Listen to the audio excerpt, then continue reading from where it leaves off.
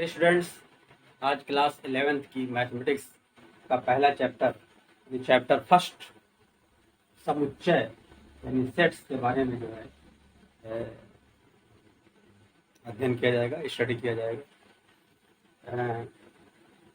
बेटा, ये सेट्स जैसा कि नाम है, ये कोई नई चीज़ नहीं है। आप इसको जानते हो, इसमें घबराने की कोई ज़रूरत नहीं है।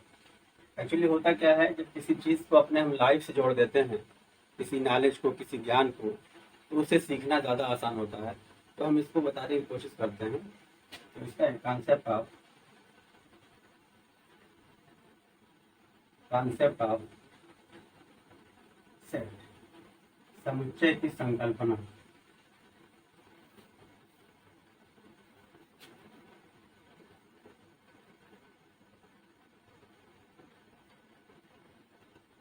तो देखिए, आप यहाँ लिखा हुआ सेट्स, पहली बार सेट्स लिखा हुआ, और इसको अगर यस हटा दें हम तो हो जाएगा सेट हो जाएगा। अब दोनों वर्ड यूज होते हैं, इसमें कंफ्यूज होने की जरूरत नहीं है। सेट का मतलब हुआ सिंगुलर और सेट्स का मतलब हुआ प्लूरल। हिंदी में इसे कहेंगे समुच्चय, ऐसे कहेंगे समुच्चयों। तो पहली बात तो है, जो चैप्टर का नाम है इसका मतलब आप समझ गए होंगे। अब सेट होता क्या है? ये कोई नई चीज नहीं है, हम इसको बहुत जमाने से देखते आए हैं, सुनते आए हैं, लेकिन उसका रूप अलग अलग है।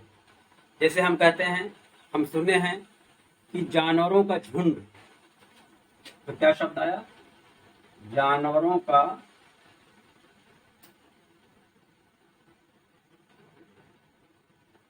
झुंड।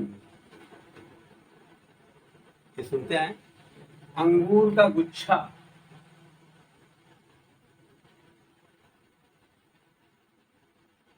अंगूर का गुच्छा। क्या? टी सेट कहते हैं, टी सेट खरीद लाई, चाय का सेट। सोफा सेट,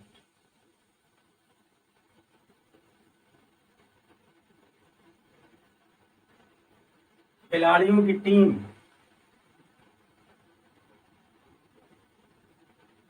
खिलाड़ियों की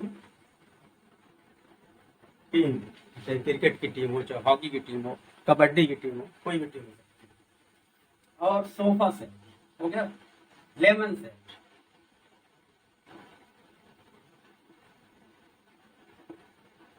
ठीक है। ताश की गड्डी,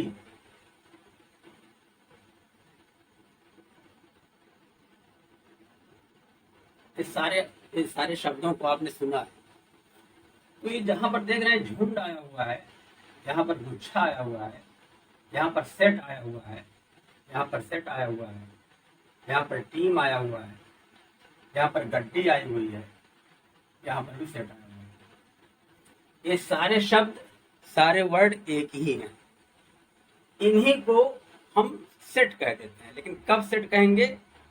जब ये पूरी तरह से वेल डिफाइंड हो।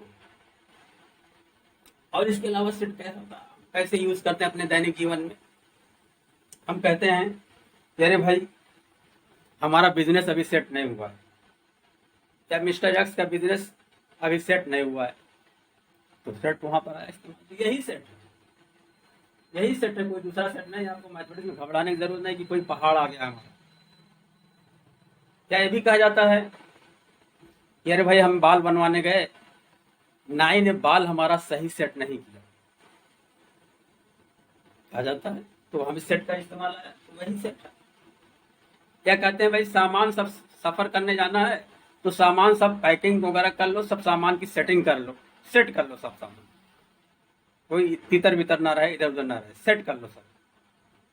तो इस तरह से अपनी जिंदगी में, हमने डेली लाइफ में ये सेट शब्द का इस्तेमाल किया जाता है। लेकिन इसी झुंड को, इसी गड्डी को, इसी गुच्छे को, इसी सेट को हम सेट कहेंगे जब ये पूरी तरह से वेल डिफाइंड हो। क्या वो पूरी तरह से वेल डिफाइंड हो? तो कहेंगे वस्तुओं की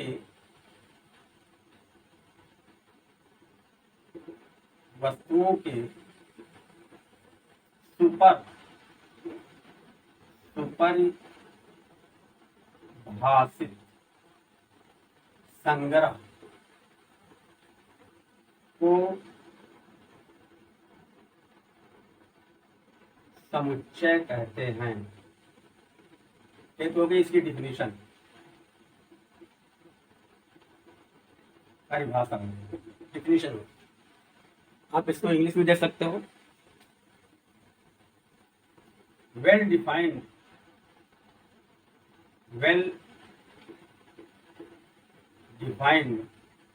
collection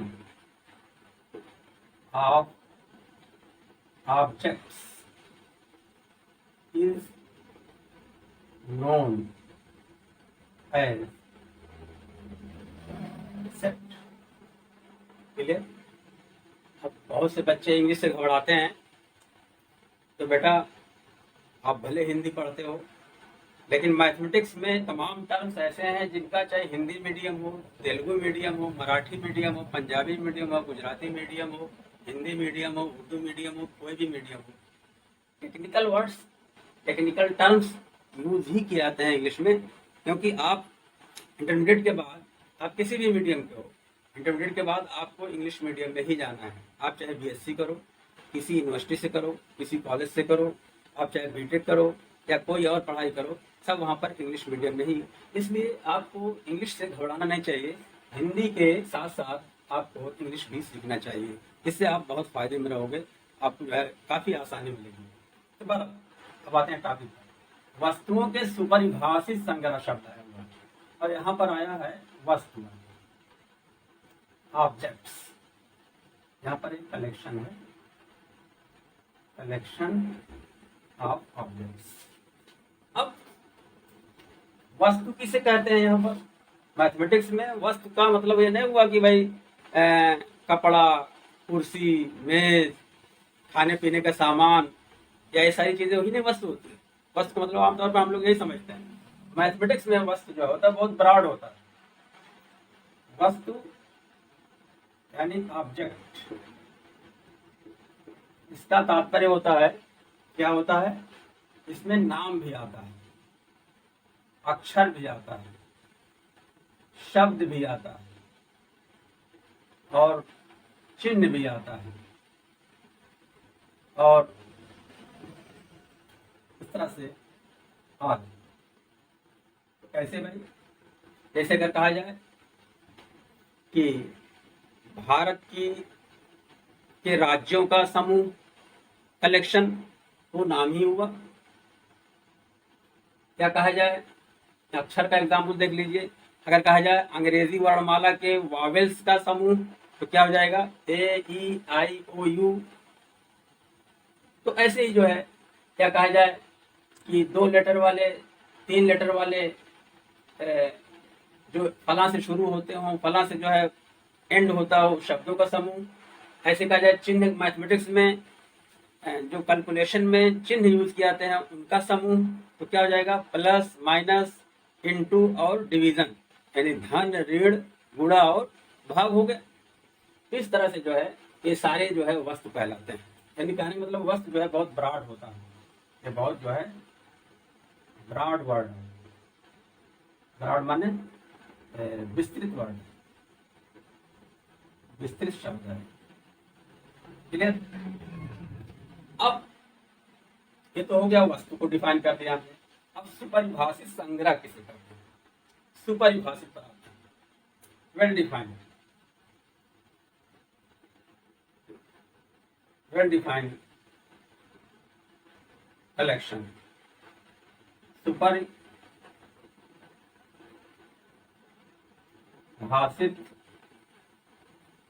संग्रह। सुपरिभाषित का मतलब हुआ डिफिनिट एंड डिस्टिंक्ट हो। इसका मतलब हम कह सकते हैं डिफिनिट एंड डिस्टिंक्ट। डिफिनिट का मतलब होता है सुनिश्चित,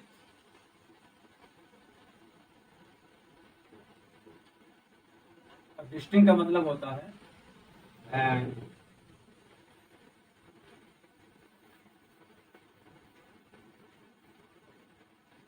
सुस्पष्ट।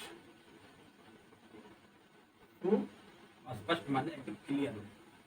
वेल डिफाइंड का मतलब हुआ कि डिफिनिट हो, जो ग्रुप बने, जो कलेक्शन बने, वो डिफिनिट हो और डिस्टिंक्ट हो, यानी सुनिश्चित हो और सुस्पष्ट हो। सुनिश्चित का मतलब हुआ कि जो ग्रुप बनाया गया है, जो कलेक्शन बनाया गया है, उसके अंदर जो है क्या क्या आ रहे हैं ये पूरी तरह से क्लियर हो। और सुस्पष्ट यानी डिस्टिंक्ट का मतलब हुआ कि उसमें किसी भी वस्तु का रिपीटिशन यानी पुनरावृत्ति ना हो। जैसे कोई वस्तु 2 बार ना लिखी जाए, 3 बार ना लिखी जाए, ये हुआ डिस्टिंक्ट का मतलब। तो सेट के अंदर जो आएगा वो जो है डेफिनिट होना चाहिए और डिस्टिंक्ट। जिन वस्तुओं का सेट बने वो वस्तु डेफिनिट हो और डिस्टिंक्ट हो, यानी देख करके मालूम हो जाए कि इसमें जो है कौन कौन सी वस्तुएं हैं रखी गई हैं, और देख कर मालूम हो जाए कि वो सुस्पष्ट हो, यानी कोई जो है एलिमेंट, कोई जो है उसमें वस्तु रिपीट ना हो। ये तो बात हो गई वेल डिफाइंड या सुपरिभाषित का मतलब हो गया। अब जिस वस्तु का ग्रुप बना हुआ है, जिस वस्तु का कलेक्शन बना हुआ है, उसको क्या कहते हैं? हम एलिमेंट कहते हैं, यानी कलेक्शन ऑफ ऑब्जेक्ट। जिस ऑब्जेक्ट का, जिस वस्तु का कलेक्शन बना हुआ उसे क्या कहते हैं? एलिमेंट कहते हैं। एलिमेंट या अवयव कहते हैं, या किसी को मेंबर या सदस्य भी कहते हैं। ठीक है। अब जो है इसको और एग्जाम्पल से क्लियर करते हैं वेल डिफाइंड को। जैसे अगर कहा जाए किसी कक्षा में, मान लिया मैथमेटिक्स की कक्षा है, इसमें 40 बच्चे हैं, कहा जाए कि 5 फीट से लंबे बच्चों का जो है सेट बनाइए, और 2 बच्चों से कहा गया 5 फीट से बड़े छात्रों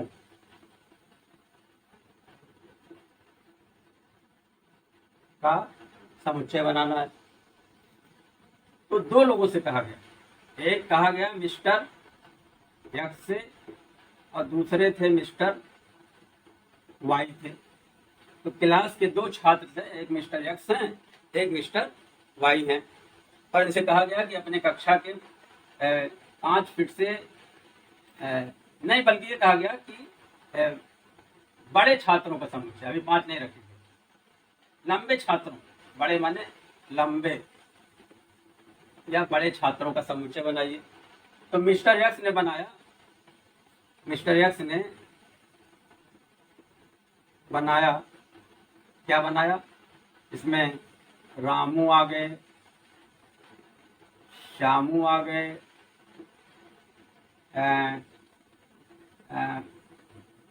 लेकिन इसमें जो है थोड़ा सा लंबे, 5 लंबे या बड़े छात्रों का आएगा, 5 लंबे या बड़े छात्रों का समुच्चय। तो मिस्टर एक्स ने बनाया कि रामू, श्यामू और अहमद और पिंटू और मोहन, उन्होंने 5 का बनाया, 1 2 3 4 5 लोगों का एक ग्रुप बनाया। मिस्टर वाई ने बनाया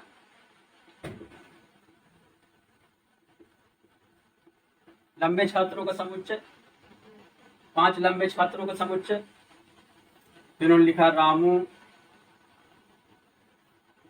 श्यामू, अहमद और मोहन और सोहन। 5 छात्र लंबे इन्होंने बनाया कि भाई 5 छात्र हैं।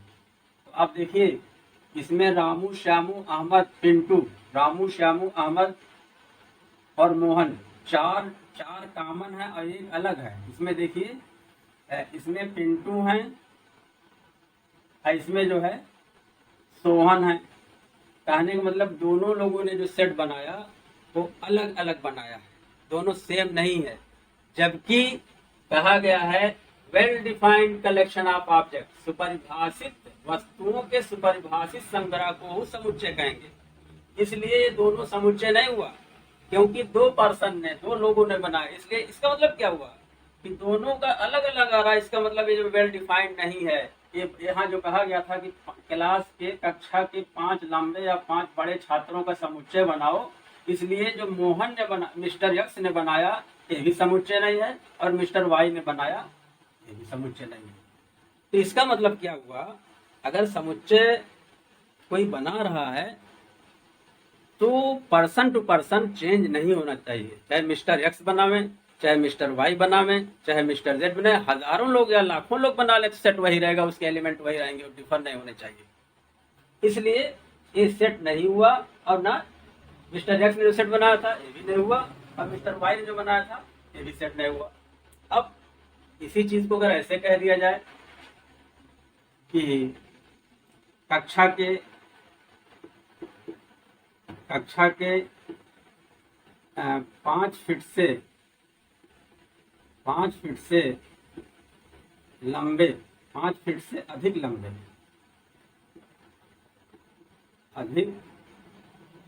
लंबे छात्रों का समुच्चय बनाइए। और दो लोगों से कहा गया, यानी मिस्टर यक्स से कहा गया और मिस्टर वाई से कहा। तो मिस्टर यक्स देखिए क्या बना रहे हैं। मिस्टर यक्स ने जो बनाया, सेट बनाया, उसके जो आए एलिमेंट आए, कौन कौन आ गए, रामू आ गए, श्यामू आ गए, मोहन आ गए, सोहन आ गए, और अहमद आ गए। 1 2 3 4 5, यानी 5 फीट से लंबे इन्होंने बनाया। सबको नाप लिया, जो 5 फीट से इतने लोग निकले। फिर मिस्टर वाई ने बनाया, मिस्टर वाई ने जो ग्रुप बनाया, उन्होंने भी बनाया रामू, श्यामू, मोहन, और उसके बाद सोहन, और उसके बाद अहमद। क्लियर हो गई। अब आप देखिए कि मिस्टर यक्स ने जो कलेक्शन बनाया नामों का, और मिस्टर वाई ने जो कलेक्शन कक्षा के छात्रों का बनाया, वो दोनों सेम है। तो इसका मतलब क्या हुआ कि ए भी सेट है और ए भी सेट है, यानी दोनों जो है ये सेट हुआ, और ये जो है दोनों सेट नहीं है। ये बात क्लियर हो गई। अब उसके बाद जो है, ये तो सेट की डेफिनेशन क्लियर हो गई, समुच्चय की परिभाषा क्लियर हो गई। अब समुच्चय को जो है मझले ब्रैकेट में लिखा जाता है, यानी करली ब्रैकेट। किस तरीके से तो कहते हैं, करली ब्रैकेट या महिला पोस्टल। तो अब जैसे मिस्टर जैक्स ने जो सेट बनाया था, इसको क्या करेंगे, मझले ब्रैकेट में लिखेंगे। ऐसे जो भी सेट बनेगा, और उसके अंदर जो चीजें हैं उनको क्या बोलते हैं, एलिमेंट बोलते हैं और मेंबर बोलते हैं। अब अगर कहना हो कि रामू उसमें है कि नहीं है, तो इसको लिखा जाएगा, ऐसे ही लिखा जाएगा। दूसरा एक एग्जाम्पल लेते हैं हम।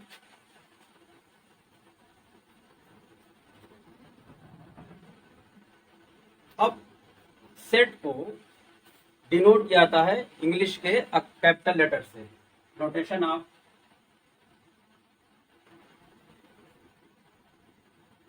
ऑफ सेट, यानी समुच्चय का निरूपण। कोई भी सेट है इंग्लिश के कैपिटल लेटर से डिनोट किया जाएगा, जैसे capital A, capital B, capital C, D, X, Y, Z, ये सब जो है सेट का डिनोट किया जाता है। और सेट के अंदर जो एलिमेंट होते हैं, जो मेंबर होते हैं, उसे आमतौर पर स्मॉल लेटर से, सेट के अंदर के एलिमेंट को स्मॉल लेटर जैसे जैसे A B C D X Y and so on से डिनोट करते हैं। अब एक एग्जांपल लेते हैं।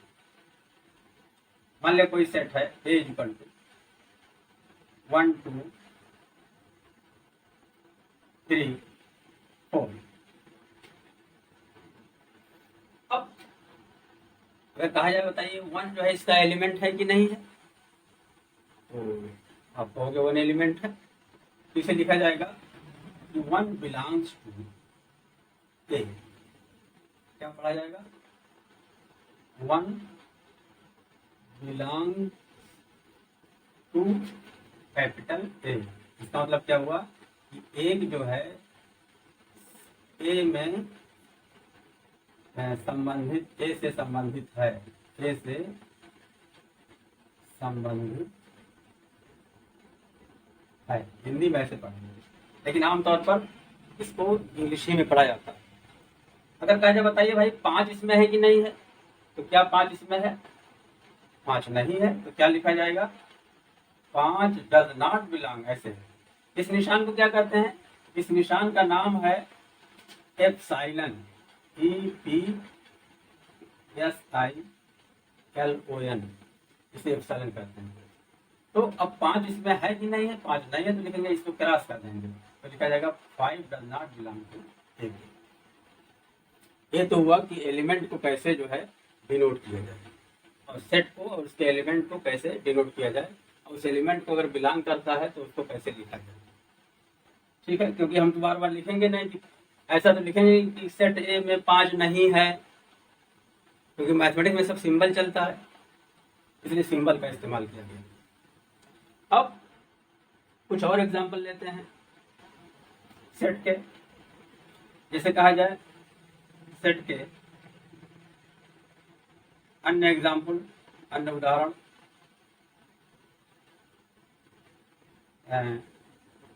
एग्जांपल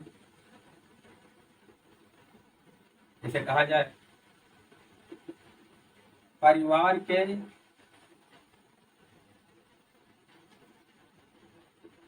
सदस्यों का समुच्चय। तो जाहिर सी बात है, चाहे जिसके परिवार के सदस्य का एक ग्रुप कलेक्शन बनाया जाए, तो वो तो डेफिनेट होगा ना भाई। किसी के परिवार में 4 सदस्य हैं, किसी के परिवार में 8 सदस्य हैं, किसी के 15 है, किसी के 20 हैं, तो वहाँ तो वेल डिफाइंड हो गया। इसलिए जो है परिवार के सदस्यों का जो समुच्चय होगा वो समुच्चय कहलाएगा। फिर दूसरा एग्जाम्पल लेते हैं, 10 से छोटी, 10 से छोटी सम संख्याओं का समुच्चय।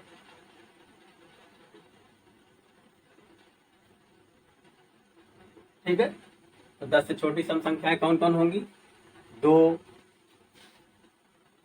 4, 6, 8, ये हो गया, वेल डिफाइंड है। तीसरा एग्जाम्पल लिया जाए, और सोचिए प्राकृतिक संख्याओं का समुच्चय।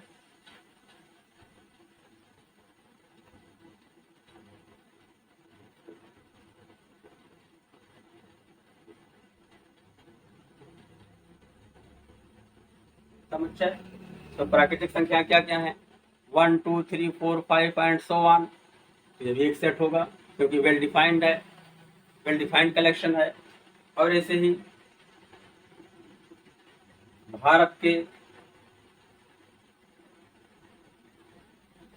प्रधान मंत्रियों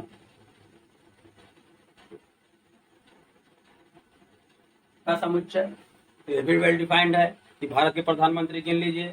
पहले प्रधानमंत्री जवाहरलाल नेहरू, उसके बाद जितने भी नाम लिख डालिए, इंदिरा गांधी, वीपी सिंह, मनमोहन सिंह, है ना, चंद्रशेखर सिंह, जितने सब नाम लिखिए।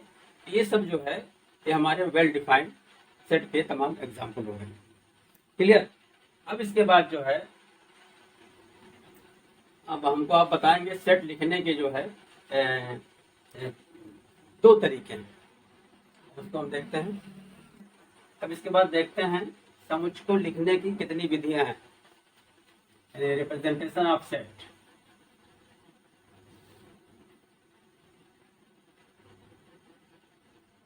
ऑफ ए सेट, समुच्चय निरूपण की विधियां। समुच्चय को कैसे निरूपित किया जाए, सेट को कैसे, इसके मेन रूप से दो मेथड हैं। नंबर एक, रोस्टर, रोस्टर रूप, रोस्टर फॉर्म या तालिका, तालिका रूप, टेबुलर फॉर्म।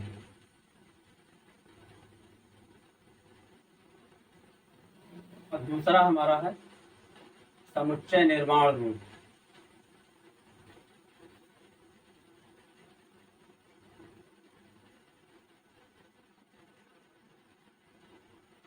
या इसे कहेंगे set builder form.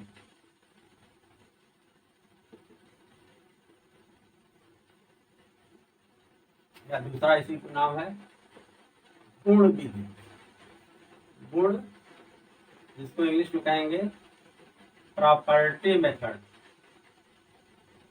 Property method. लेकिन आमतौर पर हमारी बुक में इसका प्रयोग किया गया है रोस्टर रूप या रोस्टर फॉर्म, समुच्चय निर्माण रूप या सेट बिल्डर फॉर्म। अब देखते हैं रोस्टर रूप में कैसे लिखा था, इसका एग्जांपल हम देखते हैं। रोस्टर रूप,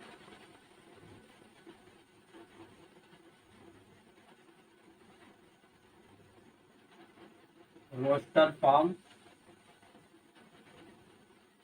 और दूसरा है समुच्चय निर्माण रूप।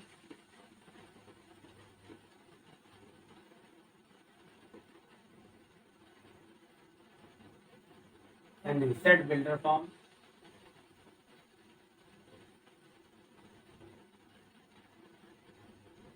ठीक है, अब इसका एग्जाम्पल लेते हैं। अब ये बहुत ही इंपॉर्टेंट है एक्सरसाइज, हमारी जो एक्सरसाइज इसके बाद 1.1 दी हुई है, इसमें क्वेश्चन जो है इसी ज्यादातर इसी के फॉर्म, इसको अगर ऐसे दिया हुआ है तो उसको ऐसे चेंज करना है, ऐसे दिया हुआ तो ऐसे चेंज करना। अब रोस्टर फॉर्म क्या होता है, एग्जाम्पल लेते हैं। फॉर एग्जाम्पल नंबर 1, अगर कहा जाए तो रोस्टर फॉर्म में क्या होता है कि मझले ब्रैकेट में एलिमेंट को लिख दिया जाता है और प्रत्येक एलिमेंट के बाद जो है कॉमा लगा दिया जाता है। जैसे 5 से छोटी प्राकृतिक संख्याओं का समुच्चय, तो मान लिया इसका नाम सेट का ए दे दिया जाए, तो हो गया 1 2 3 4, 5 से छोटी, ये हो गया, ये हो गया रोस्टर फॉर्म। अगर इसी को समुच्चय निर्माण रूप में लिखना हो तो ऐसे लिखा जाएगा, A is equal to x such that, यानी हम कोई लेटर ले लेंगे, कोई वेरिएबल लेंगे और उसकी जो है उस सेट के अंदर जो प्रॉपर्टी है, इस सेट के अंदर क्या है, एलिमेंट 1 2 3 5 4 है, इनकी प्रॉपर्टी क्या है, ये नेचुरल नंबर है, यानी सेम है। मतलब ऐसा नहीं कि अलग अलग गुण वाले, अलग अलग प्रॉपर्टी वाले इसके अंदर एलिमेंट है, एक ही खासियत वाले, एक ही विशेषता वाले, एक ही जो है इसमें जो है कैरेक्टर वाले जो है इसमें एलिमेंट। तो इसको समुच्चय निर्माण या सेट बिल्डर फॉर्म में लिखने के लिए क्या करेंगे, कोई एक लेटर लिख लेंगे और उस पर लिखेंगे, इसको क्या कहते हैं, इस निशान को COLON, कोलन कहते हैं। और यहाँ पर पढ़ा जाएगा सच दैट, इसे आप क्या पढ़ेंगे, इस निशान को पढ़ेंगे सच दैट। ये बात क्लियर हो गई।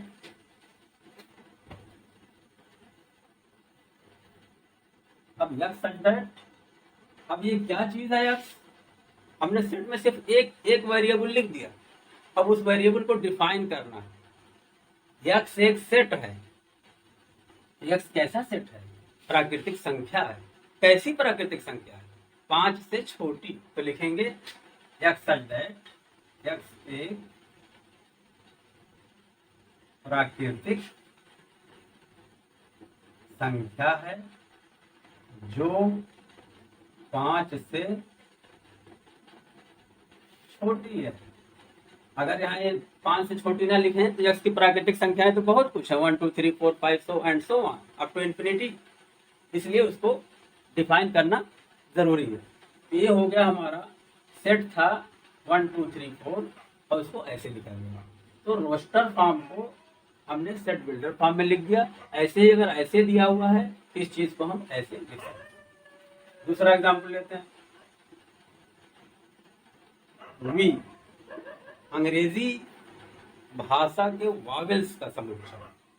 तो मान लेते हैं वी है ए ई आई ओ यू, ऐसे हो गया।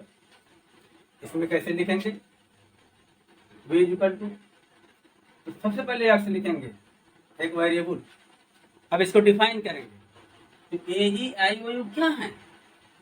ये अंग्रेजी इंग्लिश लैंग्वेज के वावेल्स हैं। लिखेंगे एक्स सच दैट एक्स एक वावेल वावेल या एक्स सच दैट एक्स अंग्रेजी वर्णमाला का वावेल्स है। ये हमारा सेट बन गया। और बताइए कोई एग्जांपल लिया जाए। तीसरा 10 से छोटी सम संख्या का समुच्चय। तो मान लिया सेट कोई भी है 2 4 6 8। लिखेंगे इसको ऐसे लिखेंगे v is equal to x such that X. अब एक्स क्या है? 10 से छोटी सम संख्याओं का समुच्चय यहाँ पर दिया हुआ है, सम संख्या।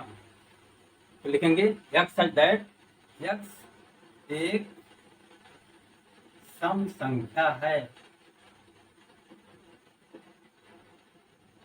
लेकिन कैसी सम संख्या? सम संख्या तो 8 10 12 14 16 18 20 अब तो इन्फिनिटी हो जाएगा। अब यहाँ पर कैद लगी हुई है, लिमिट लगी हुई है। एक्स एक सम संख्या है जो 2 से छोटी है। क्लियर? ऐसे ही हम और ले सकते हैं एग्जाम्पल। अगर ले लिया जाए पॉजिटिव इंटीजर, क्या इंटीजर ले लिया जाए आई इक्वल टू, इसी को जेड भी कहते हैं, dot dot dot -3 -2 -1 0 1 2 3 and dot dot dot. ये हो गया सेट ऑफ इंटीजर्स। ठीक है, ये क्या हो जाएगा? इसको लिखेंगे I equal to Z equal to x such that x एक क्या है? पूर्णांक है। ठीक है, एक्स क्या है? पूर्णांक है। इसमें सारे एलिमेंट आ गए ना, क्योंकि ये जो है dot dot dot -3 -2 -1 0 1 2 3 4 5 and so on. तो हमारा ये पर कंप्लीट हो गया। इस तरह से कुछ एग्जाम्पल लिए गए जो रोस्टर फॉर्म में लिखे गए और इन्हीं को जो है सेट बिल्डर फॉर्म में। इस तरह से आप जो है इसको ऐसे चेंज कर सकते हो और इसको ऐसे चेंज कर सकते हो। अब उसके बाद कुछ और इम्पोर्टेंट सेट मैथमेटिक्स में जो यूज किए जाते हैं उसको हम बताते हैं। अब इसके बाद कुछ और इम्पोर्टेंट नंबर का सेट हम बताते हैं आपको। सम इम्पोर्टेंट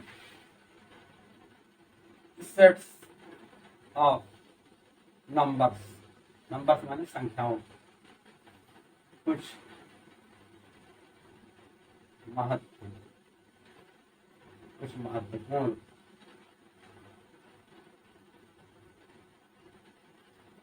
समुच्चय।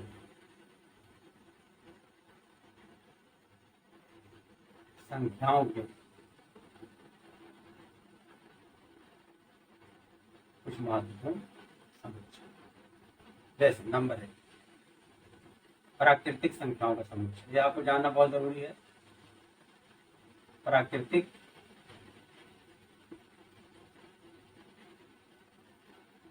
संख्याओं का समुच्चय, इसको इंग्लिश में कहते हैं set of natural number. Natural number, इसका सिंबल है कैपिटल एन, याद होना चाहिए आपको, ये बदलेगा नहीं बार बार। नेचुरल नंबर के लिए एन ही आएगा, एन फॉर नेचुरल नंबर होता है, उसी से लिया गया। Equal to 1 2 3 4 5 and so on up to infinity, अनंत तक गिनते जाओ। नंबर 2, पूर्ण संख्याओं का समुच्चय।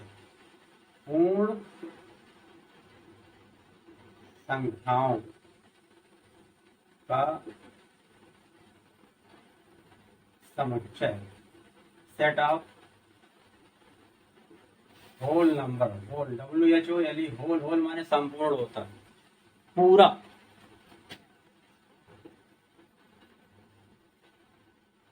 होल नंबर्स, इसको W से इंडिकेट किया जाता है, W से निरूपित किया जाता है। This is equal to 0 1 2 3 4 5 and so on. अब जरा दोनों पर गौर कीजिए, नेचुरल नंबर होल नंबर में क्या फर्क है।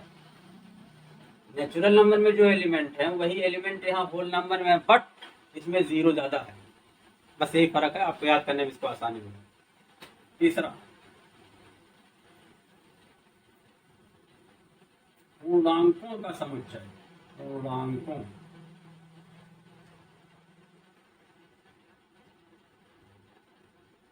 का समुच्चय, सेट ऑफ इंटीजर्स। पूर्णांक क्या कहते हैं, इंटीजर्स, सेट ऑफ इंटीजर। इसको कैपिटल Z से इंडिकेट करते हैं और कैपिटल I से भी इंडिकेट करते हैं, आप दोनों को जाने देंगे।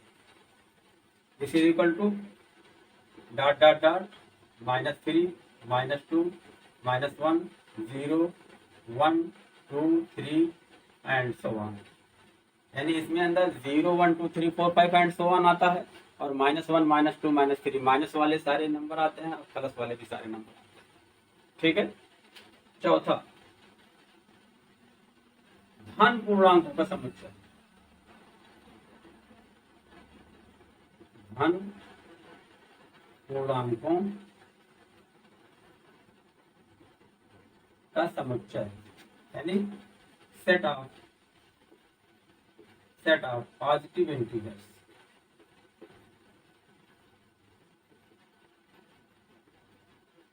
इसको डिनोट करेंगे, Z के ऊपर प्लस लगा देंगे, I के ऊपर भी प्लस लगा देंगे। इस इज इक्वल टू, अब प्लस ले लीजिए, इसमें क्या प्लस है 0 1 2 3 4 4, लेकिन 0 नहीं लिया जाएगा, सिर्फ यही लिया जाएगा 1 2 3 4 एंड सो ऑन।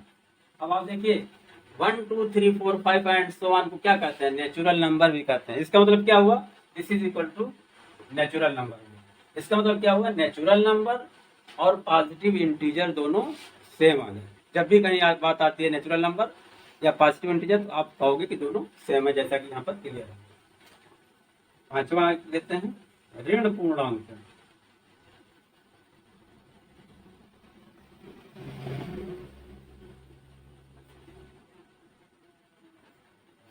का समुच्चय, सेट ऑफ नेगेटिव